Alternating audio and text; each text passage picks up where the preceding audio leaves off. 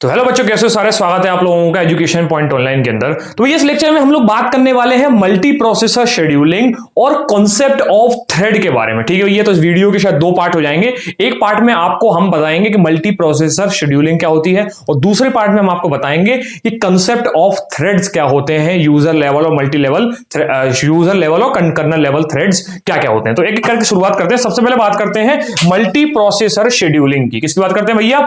Multi processor scheduling. ठीक है भैया, तो हमने ये बोला कि इससे पहले जो कंप्यूटर्स चला करते थे, जिसके अंदर हमने बैच बोला, कहीं पर टाइम शेयरिंग बोला, ठीक है, उसके बाद हम मॉडर्न डे ऑपरेटिंग सिस्टम पर आए। तो भैया पहले क्या होता था कि हमारे पास एक सीपीयू होता था जो कि पावरफुल होता था। हमने मान लिया पावरफुल था, पर एक था। ठीक है भैया, उसके एक के होने के कारण हम लोग क्या करते थे, हम लोग अलग अलग प्रोसेस के ऊपर तेजी से कंटेक्स्ट स्विचिंग करते हुए जाते थे। क्या करते थे? तेजी से कंटेक्स्ट स्विचिंग करते हुए जाते थे। ठीक है भैया, उसके लिए आप चाहे राउंड रॉबिन कोएफिशिएंट मान लो, चाहे प्रायोरिटी कोएफिशिएंट मान लो, चाहे शॉर्टेस्ट जॉब कोएफिशिएंट मान लो। कहने का मतलब है सीपीयू एक ही है, बहुत सारी प्रोसेस है, हमको इतनी तेजी से कंटेक्स्ट स्विचिंग करनी है, तो वहां पर ऐसे काम होता था। ठीक है भैया, ये मान लिया हमने कि ओल्ड कंप्यूटर्स क्या करते थे, एक ही सीपीयू हुआ करता था, सारा काम उसी प्रोसेस से हुआ करता था। ठीक है भैया, पर आजकल हम लोग यूज करते हैं ऐसे कंप्यूटर जिसके अंदर मल्टीपल सीपीयूज या फिर मल्टीपल कोर्स ऑफ सीपीयू पाए जाते हैं। अब मल्टीपल सीपीयू मल्टीपल कोर का मतलब यह है कि भैया मान लो सीपीयू एक है,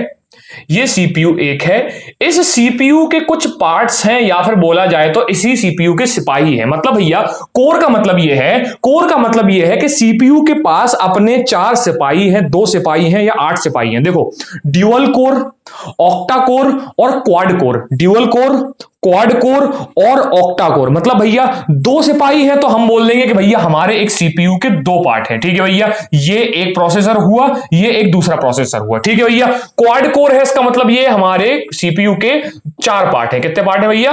4 पार्ट हैं। ठीक है भैया, और ऑक्टा कोर है, अगर ऑक्टा कोर है तो हम बोल देते हैं हमारे सीपीयू के कितने पार्ट हैं भैया? 8 पार्ट हैं। कितने पार्ट हैं भैया?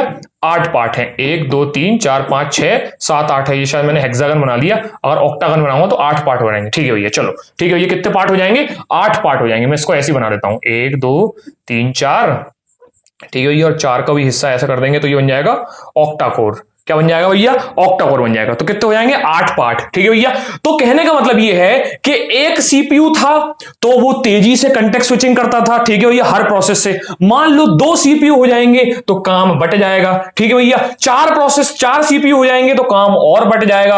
8 सीपीयू हो जाएंगे तो भैया सुभान अल्लाह। ठीक है भैया, क्या तीनों समझ में आई? चलो, कहने का मतलब ये है, मेरा कहने का मतलब सिंपल सा ये है कि अगर मैं ये बोलूं कि मैं एक राउंड रॉबिन प्रोसेस का यूज करने वाला हूं, तो मान के चलो इस गोल सर्कल के ऊपर मान लो कुछ प्रोसेस खड़ी हुई हैं, गोल सर्कल के ऊपर एक प्रोसेस खड़ी हुई है। मैं इसको राउंड रॉबिन बोल रहा हूं ना, इसीलिए मैंने इसको गोल गोल बना दिया। ठीक है भैया, एक राउंड रॉबिन है, इसको मैंने गोल गोल बना लिया। ये सारी प्रोसेस हैं। ठीक है भैया, अगर मेरे पास एक सीपीयू है तो मान के चलो इस प्रोसेस को 0 सेकंड पे अगर सीपीयू मिला होगा तो इस सीपीयू को पूरे राउंड घूमने के बाद अगला सीपीयू 4थे सेकंड में मिला होगा। मान के चलो इस प्रोसेस को अभी 0 पे मिला होगा और पूरे राउंड घूमने के बाद इसको सीपीयू 4थे सेकंड में मिला होगा।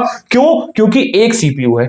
ठीक है भैया, बहुत बढ़िया, चलो मैंने मान लिया। अगर ऐसा इसके साथ हो रहा है तो राउंड रॉबिन है, सबको टाइम स्लाइस उसने सेम दी होगी, तो इसको भी अगर अगला वाला मिलेगा तो इसको मिलेगा, तो अगला वाला सीपीयू उसको 4 सेकंड बाद मिलेगा, इसको भी अगला वाला सीपीयू 4 सेकंड बाद मिलेगा। क्या इतनी बात समझ में आई? ठीक है भैया, चलो ये चीज समझा दी हमने, इजी समझा दी। मान लो सीपीयू हो गए 2।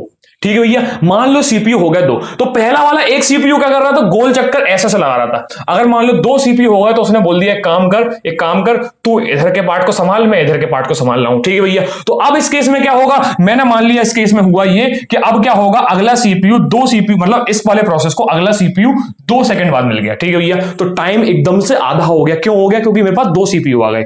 ठीक है भैया, चलो भाई, मैंने बोला एक काम करो, हो सकता है 2 की जगह हमारे पास 4 सीपीयू हो जाए। कितने हो जाए भैया 4 सीपीयू, तो उसने क्या किया, इन प्रोसेस को ऐसे बांट दिया, 4 हिस्सों में बांट दिया। तो अब इसको मैंने मान लिया, अब इसको सीपीयू, अगला सीपीयू जो है वो 1 सेकंड बाद ही मिल गया। कितने सेकंड बाद मिल गया, 1 सेकंड बाद। तो भाई ये चीजें और फास्ट हो गई, ये प्रोसेस और फास्ट हो गई। हमारा सीपीयू ऐसे ऐसे ऐसे ऐसे चलता रहेगा, इस इधर साइड ऐसे ऐसे चलता रहेगा, इधर साइड ऐसे ऐसे चलता रहेगा, इधर साइड ऐसे ऐसे चलता रहेगा। क्या इतनी बात समझ में आई, क्या इतनी बात समझ में आई? अपने अपने डिपार्टमेंट्स उनने हैंडल कर लिए, ठीक है भैया। चलो मैंने बोला एक काम करो, और अच्छा करो, हमारे सीपीयू कितने कर दो, 8 कर दो। कितने कर दो भैया, 8 कर दो। तो भैया अब क्या हुआ, यहां पर हमको जो सीपीयू मिला, अगला सीपीयू जो मिला, मतलब पहली बार में 0 सेकंड में मिला, और दूसरी बार जो सीपीयू मिला वो हाफ सेकंड पे ही मिल गया, 0.5 सेकंड पर ही मिल गया। क्यों मिल गया, क्योंकि इसने क्या किए, चीजों को और एफिशिएंट कर दिया, चीजों को और एफिशिएंट कर लिया। इसका मतलब एक सीपीयू अगर अगली बार 10 सेकंड बाद मिलता है,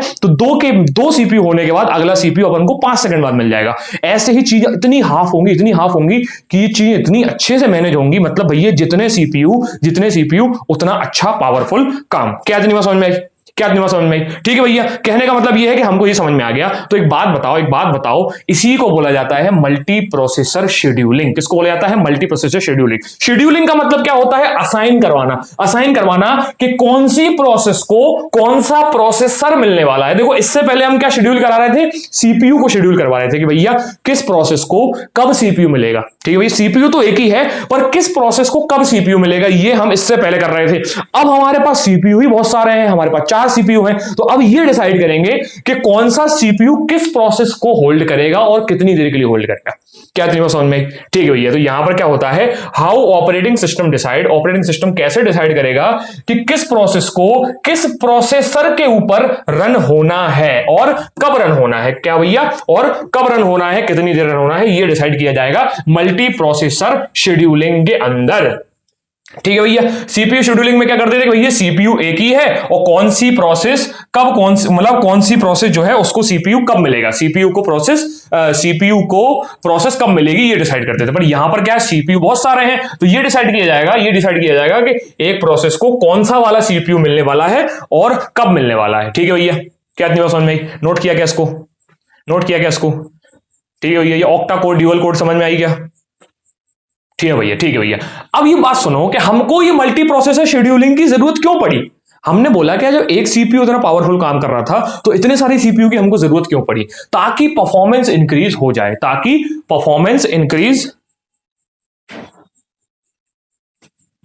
ठीक है भैया, ताकि परफॉर्मेंस इंक्रीज हो जाए। क्या हो जाए भैया, परफॉर्मेंस हो जाए इंक्रीज, ताकि कम समय में ज्यादा काम हो पाए। क्या इतनी बात समझ में आई? ठीक है भैया, ऐसे ही एक सीपीयू के ऊपर वर्कलोड भी मैनेज हो जाए। मतलब भैया पहले एक सीपीयू था, 1000 प्रोसेस को हैंडल कर रहा था, एक सीपीयू के ऊपर 1000 प्रोसेस का लोड था। जैसे ही दो हुए तो दोनों ने अपने आप को 500 प्रोसेस को बांट लिया। तो भैया सीपीयू के ऊपर क्या हुआ, लोड हल्का हो गया। ठीक है भैया, जैसे ही 4 हुए तो मैंने बोल दिया भैया 250 मान लो। ठीक है भैया, 250 मान लो। 8 हो गए तो और डिवाइड कर लो। क्या इतनी बात समझ में आई? ठीक है भैया, तो ये भी समझ में आ गया कि भैया हमारे सीपीयू के ऊपर लोड भी कम हो गया। ठीक है भैया, क्या इतनी बात समझ में आई? ठीक है भैया, प्रोसेस का हुआ वेटिंग टाइम भी कम, हो गया। मतलब भैया मैंने क्या बोला था कि अगर एक प्रोसेस को सीपीयू 0 सेकंड मिल रहा है और अगली बार उसको सीपीयू चौथे सेकंड मिल रहा है, तो जैसे ही हम सीपीयू इंक्रीज कर देंगे ये वेटिंग टाइम भी कम हो जाएगा। क्या हो जाएगा भैया, वेटिंग टाइम भी कम हो जाएगा। क्यों? क्योंकि प्रोसेस के पास अब प्रोसेसर बहुत सारे हैं, तो कभी भी मिल सकता है। मतलब ये है कि पहले अगर उसको 4 सेकंड वेट करना पड़ता था, अब उसको 2 सेकंड वेट करना पड़ेगा। क्या दिन समझ में आई? ठीक है भैया, और इससे ये भी हुआ कि सीपीयू का यूटिलाइजेशन भी बहुत अच्छे से हो गया। क्यों? क्योंकि भैया पहले एक सीपीयू था, एक सीपीयू को 1000 प्रोसेस के साथ डील करना पड़ा था, बाकी प्रोसेस बहुत देर के लिए वेट कर रही थी, और कई बार ऐसा हो रहा था कि प्रोसेस स्टारवेशन के अंदर भी जा रही थी। ठीक है, सीपीयू का यूटिलाइजेशन प्रॉपर नहीं हो पा रहा था। कैसे नहीं हो पा रहा था, एक चीज और बताओ भैया, जब आप बोल रहे हो जब यहां पर सारा फेयर गेम खेला जा रहा था, तो सीपीयू का यूटिलाइजेशन प्रॉपर क्यों नहीं हो रहा था? मान के चलो एक अकेला प्रोसेसर किसको हाई प्रायोरिटी की, इंटरैक्टिव को भी, बैच प्रोसेस को भी, मेमोरी के हिसाब से भी इन सारी प्रोसेस को एक साथ हैंडल कर रहा है। अगर मान लो ऑक्टा कोर आ जाता है, तो मैंने बोल दिया ऑक्टा कोर का कोई एक हिस्सा हाई प्रायोरिटी को डील करेगा, कोई एक हिस्सा इंटरैक्टिव को डील करेगा, कोई एक हिस्सा मेमोरी वाली प्रोसेस को डील करेगा, कोई एक हिस्सा किसी और पर्टिकुलर प्रोसेस को डील कर लेगा। तो इससे क्या होगा, सीपीयू प्रॉपर्ली यूटिलाइज भी हो जाएगा, और जब भी हमको सीपीयू की जरूरत पड़ेगी तो एक सीपीयू हमको परमानेंटली हमारे काम के लिए मिल जाया करेगा। क्या समझ में आई? नोट किया गया क्या? उसको नोट कर लिया, बहुत बढ़िया। चलो भाई, तो ये भी चीज हमको समझ में आ गई, ठीक है भैया। अब बात करते हैं types of multi processor scheduling. कितने तरह की मल्टी प्रोसेसर शेड्यूलिंग होती है? मैंने बताया कि सीपीयू शेड्यूलिंग हमारे पास बहुत सारी हुई। किसी में हमने प्रायोरिटी के हिसाब से किया, किसी के अंदर हमने टाइम स्लाइस के हिसाब से किया, किसी के अंदर हम लोग पहले आने के हिसाब से कर रहे थे कि अराइवल टाइम जिसका पहला होगा उसको मान लो, किसी के अंदर हमने बर्स्ट टाइम के हिसाब से किया, ठीक है भैया। अलग अलग तरीके थी, ठीक है भैया।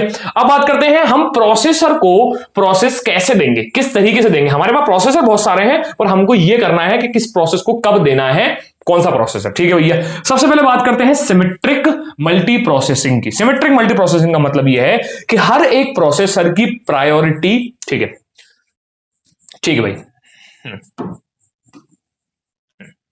ठीक है, ठीक है भाई। तो बात करते हैं सिमेट्रिक मल्टी प्रोसेसिंग की। मतलब भैया सारे प्रोसेसर सेम प्रायोरिटी पे आते हैं। मतलब भैया अगर मैं बोलता हूं मेरा क्वाड कोर है, क्वाड कोर के है, तो इसका मतलब इसके 4 हिस्से हैं और चारों हिस्सों की प्रायोरिटी भी सेम है और औकात भी सेम है, ठीक है। ये चारों सेम पोजीशन होल्ड करते हैं, ठीक है। ये ऐसा नहीं है कि कोई ज्यादा इंपॉर्टेंट है कोई कम इंपॉर्टेंट है, ठीक है भैया।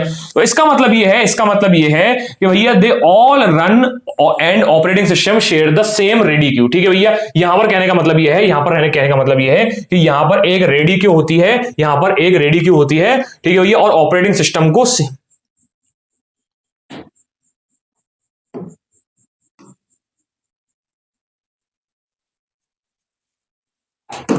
ठीक है भैया, चलो ठीक है भैया, ठीक है भैया। तो बात करते हैं यहां पर types of multi processing scheduling की। देखो इससे पहले तक अभी हम लोग क्या कर रहे थे, सीपीयू को शेड्यूल कर रहे थे, जिसके अंदर हम लोगों ने अलग अलग बेसिस पे किया, प्रायोरिटी के बेस पे किया, बर्स्ट टाइम के बेस पे किया, अराइवल टाइम के बेस पे किया, टाइम स्लाइस के बेस पे किया, ठीक है भैया। लेकिन यहां पर हम प्रोसेसर को शेड्यूल कर रहे हैं। किसको भैया? कि हमारे पास 4 प्रोसेसर हैं, हर एक प्रोसेसर अपने अपने तरीके से सीपीयू शेड्यूल करवा सकता है, लेकिन इन चारों को कैसे शेड्यूल करना है, ठीक है भैया। कितनी बंच ऑफ प्रोसेस हम एक को देंगे, कितनी बंच ऑफ प्रोसेस हम दूसरे को देंगे, ये चीज हमको डिसाइड करनी है, ठीक है भैया। इसके अंदर सबसे पहले आता है symmetric multi processing. Symmetric multi processing बोलता है कि सारे प्रोसेसर, ये सारे कोर्स जो हैं वो सेम पोजीशन पे हैं। मतलब भैया सबकी औकात इस समय सेम है। मान लो ये क्वाड कोर है और क्वाड कोर में मैंने इसको 4 बोल दिया, तो मुझे क्या करना है, सबकी औकात इस समय सेम है, ठीक है भैया। सबकी औकात इस समय सेम है, ठीक है भैया। ये सारे के सारे एक ही ऑपरेटिंग सिस्टम और एक ही रेडी क्यू को एक्सेस कर रहे होते हैं। मान के चलो ये मेरी रेडी क्यू है, ये मेरी रेडी क्यू है और इसी रेडी क्यू से सब लोग बात करेंगे। इसका मतलब हर एक प्रोसेसर के लिए सारी प्रोसेसेस सेम अमाउंट ऑफ औकात रखते हैं, सेम प्रायोरिटी रखती हैं, ठीक है भैया। चलो इसका मतलब यह है कि any processor can run any process. कोई भी प्रोसेसर कोई भी प्रोसेस करवा सकता है। इसका मतलब यह है चाहे वो हाई हो चाहे वो लो हो, कोई भी प्रायोरिटी की हो, वो किसी भी प्रोसेसर को पकड़ सकती है। क्या इतनी बात समझ में आई? ठीक है भैया। जैसे फॉर एग्जांपल मैंने बोल दिया कि अगर हमारे पास क्वाड कोर है तो any core can run any app. कोई भी जो कोर है वो कोई भी ऐप को रन कर सकता है। ये होता है सिमेट्रिक मल्टी प्रोसेसिंग का मतलब, ठीक है भैया। इसके अलावा एक और होता है एसिमेट्रिक मल्टी प्रोसेसिंग, जिसमें हम बोलते हैं कि एक मास्टर प्रोसेसर होता है और बाकी सारे उसके स्लेव होते हैं। क्या होते हैं? ये स्लेव होते हैं। तो मास्टर प्रोसेसर ये डिसाइड करता है कि भैया किस जगह को कौन सा वाला प्रोसेसर मिलना चाहिए। इसका एक कंटेक्स्ट देता हूं मैं आपको एक रियल लाइफ एग्जांपल से कि इसका मतलब क्या है। देखो भाई यहां पर समझो ये है मेरा सिमेट्रिक मल्टी प्रोसेसिंग, ये है मेरी एसिमेट्रिक मल्टी प्रोसेसिंग, ठीक है भैया। चलो इसके अंदर क्या हो रहा था? इसके अंदर हो रहा था ये कि हमारे पास सारे जो हमारे क्वाड्स हैं, सारे कोर्स हैं, वो सेम औकात के हैं, सेम औकात के हैं। और हमने बोला कि हमारे पास ये रेडी क्यू है, इसके अंदर बहुत सारी प्रोसेस हैं, ठीक है भैया। पहली प्रोसेस आई, पहली वाली को हमने ये वाला हिस्सा दे दिया, दूसरी वाली को ये वाला हिस्सा दे दिया, तीसरी वाली को ये वाला दे दिया, चौथी वाली को हमने ये वाला दे दिया, ठीक है भैया। ऐसे मान के चलो, ठीक है भैया। जो प्रोसेस होती जाएगी, जौन सा भी हमारा प्रोसेसर फ्री है उसको वो वाला मिल जाता था। जो भी हमारा कोर जो है वो फ्री रहता था, उसको हम वो वाली प्रोसेस दे देते थे, ताकि हमारा जो है सीपीयू अच्छे से यूटिलाइज भी हो जाए और इफिशिएंटली भी काम करे, ठीक है भैया। मैंने बोला ये 4 प्रोसेस हैं, ये चार कोर हैं, इसके अंदर मेरी प्रोसेस है, ये सीपीयू, ये हमारी रेडी क्यू है, ठीक है भैया। रेडी क्यू पे जो भी प्रोसेस आएगी और इनमें से जो भी कोर फ्री रहेगा वो पर्टिकुलर कोर को एक प्रोसेस मिल जाएगी, ठीक है भैया। कोई भी कोर जो है वो फ्री नहीं बैठेगा, सब लोग रहेंगे एंगेज। क्या रहेंगे? सब लोग एंगेज, ठीक है भैया। इसके अंदर कुछ नहीं है, सबकी औकात सेम है। अब बात करते हैं मास्टर और स्लेव की। किसकी बात करते हैं? मास्टर और स्लेव की, जिसको बोलते हैं एसिमेट्रिक मल्टी प्रोसेसिंग, ठीक है भैया। इसका एक एग्जांपल है, मान लो वॉशिंग मशीन, वॉशिंग मशीन आपने देखी होगी, मान लो ये मेरी वॉशिंग मशीन का बॉक्स है, ठीक है भैया, इसको मैं टॉप एंगल से देखता हूं, मैं कहां से देखता हूं उसको, टॉप एंगल से, ठीक है भैया। मैंने मान लिया इसके दो सेक्शन होते हैं, आपको मालूम है, यहां पर उसका एक कंट्रोलर रहता है, ठीक है भैया। मैंने बोला यहां पर इस चक्के के अंदर कपड़े घूमते हैं और इसके अंदर कपड़े सूखते हैं। दो चक्के होते हैं, आपने देखा होगा, इसके अंदर पानी भर दो, वॉशिंग पाउडर डाल दो, वो घूम घूम के साफ कर देगा। दूसरे वाले के अंदर क्या होता है, दूसरे वाले के अंदर वो जो पानी से सर्फ निकले हुए कपड़े होते हैं वो हम यहां पर डाल देते हैं और घूम घूम के उसको निचोड़ देता है, ठीक है भैया, मतलब सारा पानी बाहर फेंक देता है। क्या इतनी बात समझ में आई? आपने एक चीज देखी होगी कि यहां पर दो अलग अलग रेगुलेटर होते हैं। एक रेगुलेटर इस चक्के को घुमाता है जिससे कपड़े धुलते होंगे, और एक रेगुलेटर इस चक्के को घुमाता है जिससे कपड़े सूखते होंगे, ठीक है भैया। क्या इतनी बात समझ में आई? यही होता है मास्टर स्लेव। मास्टर स्लेव का मतलब यह है कि कोई एक ऐसा सिस्टम होगा जो दोनों की दोनों रेगुलेटर को कंट्रोल करेगा। सिंपल सी बात समझना, मान लो ये मास्टर है और ये उसके स्लेव हैं, ठीक है भैया, ये उसके स्लेव हैं।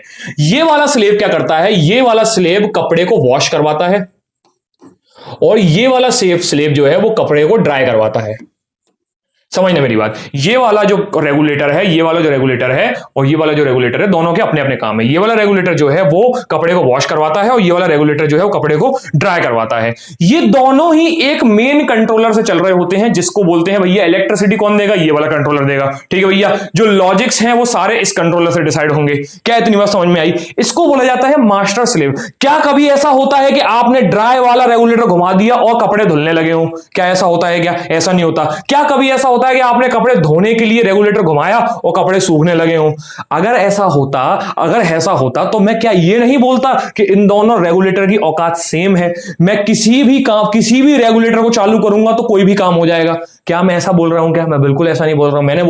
मैंने बोला कि हर एक फंक्शनैलिटी का एक पर्टिकुलर टास्क है, ठीक है भैया।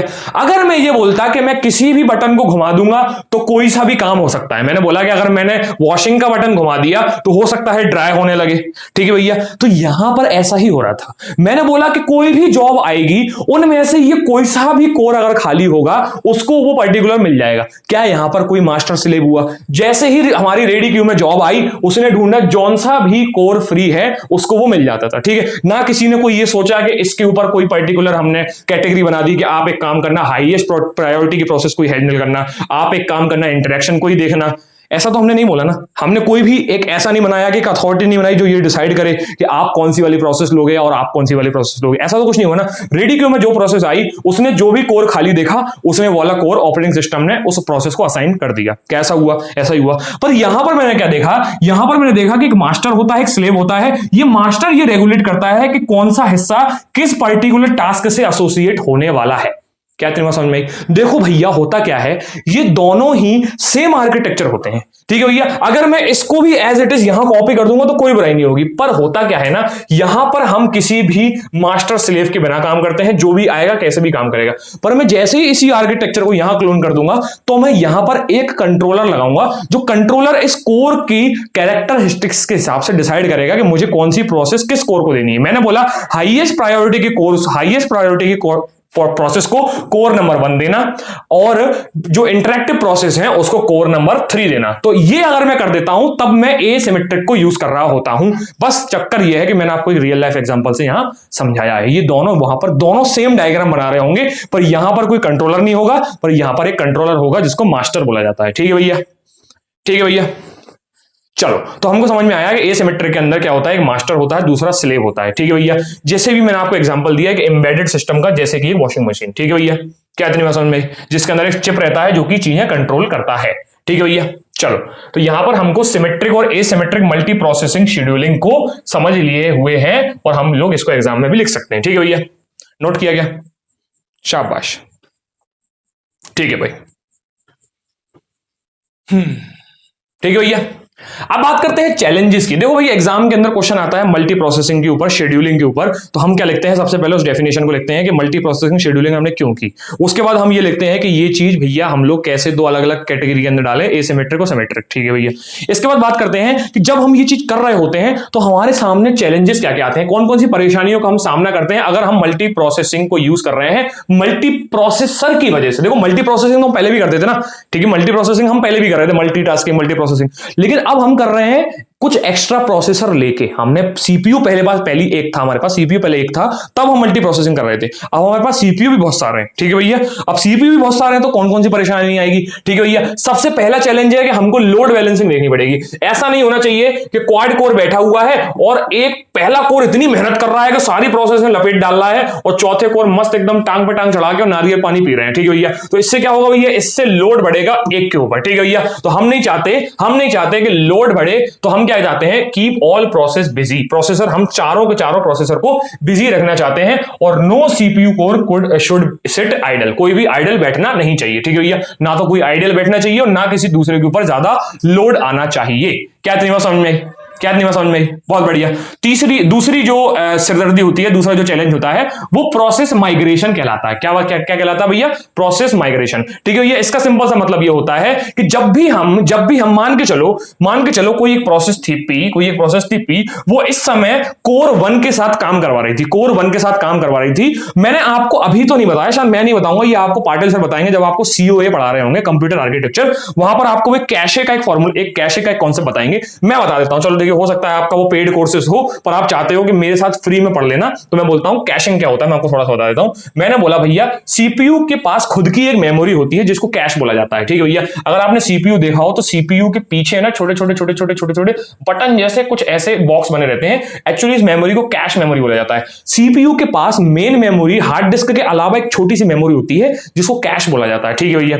मैंने क्या बोला, इस समय मान लो कि ये मेरे सीपीयू के 4 हिस्से हैं, चारों हिस्सों की अपनी अपनी कैश है, ठीक है। ये सीपीयू के क्वाड कोर है, मान लो मेरा सीपीयू क्वाड कोर के मेरे पास 4 मेमोरी है, ठीक है। ये 4 सीपीयू है और उसकी अपनी अपनी कैश है, ठीक है भैया। मान लो इस समय मेरी कोई प्रोसेस 1 जो थी वो कैश इस पर्टिकुलर कोर 1 के साथ काम करवा रही थी और इसकी कैशेस को यूज कर रही थी, ठीक है भैया।